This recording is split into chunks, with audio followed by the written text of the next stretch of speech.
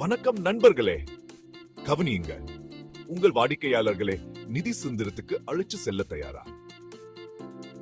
சரி, அப்படி என்றால் முதல் படி தெளிவான நிதி இலக்குகளை நிர்ணயிப்பது. வீடு வாங்குவது, ஓய்வுக்கா சேமிப்பது அல்லது தொழில் தொடங்குவது என எதுவா இருந்தாலும் இலக்குகள் உங்களுக்கு சரியான திசையை காட்டும். அடுத்து பட்ஜெட் போடுங்க. உங்கள் வருமானத்தையும் செலவுகளையும் கண்காணியுங்க. இது உங்கள் பணம் எங்கு செல்குது, எங்கு சேமிக்கலாம் என்பதை புரிந்து கொள்ள உதவும். மூன்றாவதா, அவசர நிதியை உருவாக்குங்க. வாழ்க்கை என்பது எதிர்பாராதது. பாதுகாப்பு வலை இருந்தா நிதி சிக்கல்களை தவிர்க்கலாம். நான்காவது, புத்திசாலித்தனமா முதலீடு செய்யுங்க. முதலீட்டை சீக்கிரம் தொடங்குங்கள். பல்வேறு துறைகளில் முதலீடு செய்யுங்க. இது உங்க பணத்தை உங்களுக்காக வேலை செய்ய வைக்கும். இறுதியா, உங்கள் திட்டத்தை அவ்வப்போது மதிப்பாய்வு செய்து சரி செய்யுங்க.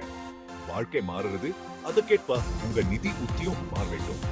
நினைவில் கொள்ளுங்க, நிதி சுதந்திரம் என்பது ஒரு இலக்கு மட்டுமல்ல, அது ஒரு பயணம். கவனம் செலுத்தி முன்னேறி செல்லுங்க. சரி, நிதி சுதந்திரத்தை அடைய இந்த எளிய படிகளை எடுக்க தயாரா? இன்னே தொடங்குவோம்.